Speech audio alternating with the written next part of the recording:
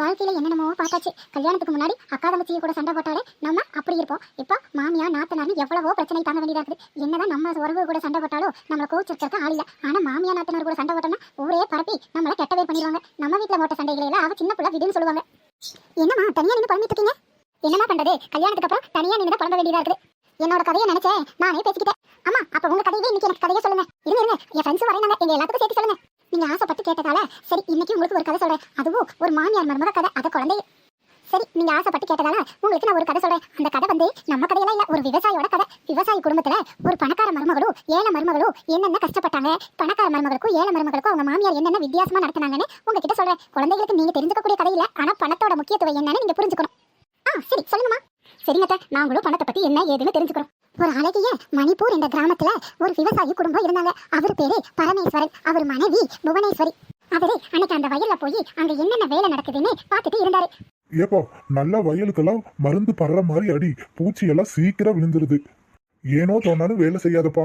உன்னால 4 பேர் சாப்பிட்றாங்கன்னு நினைச்சு வேலை செய்.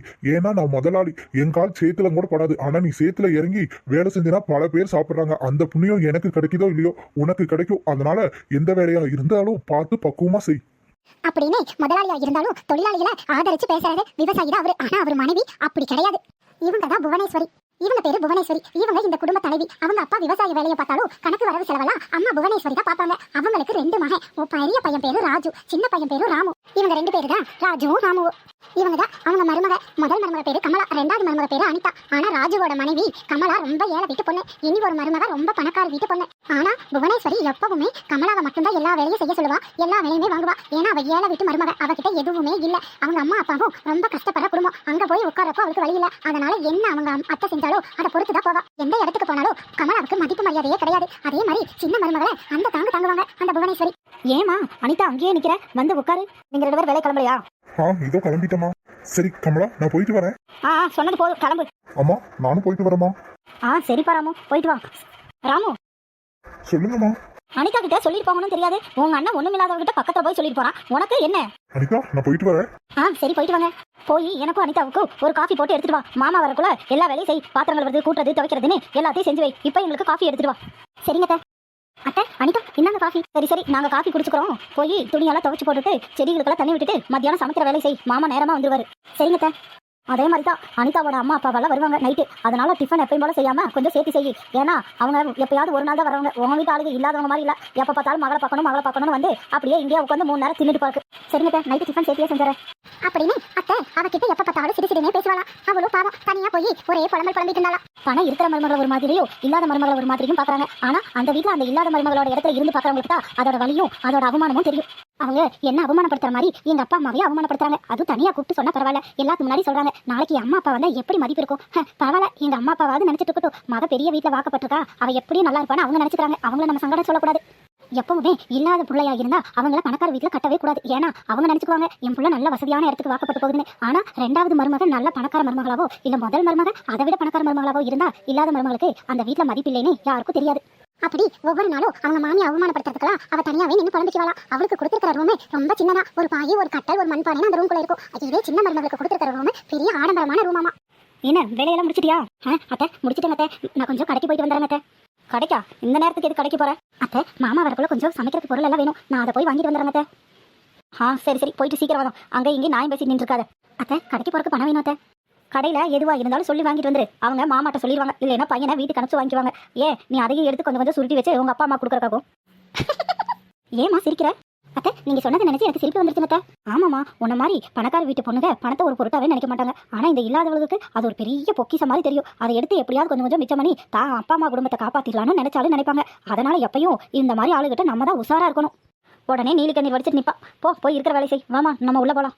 ஆண்டவா என்னை இல்லாத வீட்டு பிள்ளையா படைச்ச. இல்லாத வீட்டுக்கே என்ன மருமகளாவும் அனுப்பிச்சிருக்கலாம். அவங்களுக்கு தான் அதோட அருமை தெரியும். இப்படி பணக்கார வீட்டுக்கு அனுப்பிச்சு என்ன ஒரே வருத்தப்பட வைக்கிறது மட்டும் இல்லாம டெய்லி ஏதாவது ஒரு பிரச்சனை வந்துகிட்டே இருக்கு. எனக்கு ரொம்ப வருத்தமாவும் இருக்குது. அப்படிதான் நான் கட்டிக்கிட்டவர்கிட்ட எது சொன்னாலும் அவங்க அம்மா என்கிட்ட அவர் பேசவும் மாட்டாரு. இந்த அவமானமெல்லாம் எனக்குள்ளேயே வச்சு என் மனசே உடஞ்சு போச்சு அப்படின்னு சொல்லி அவ டெய்லியும் புலம்புகளாமா.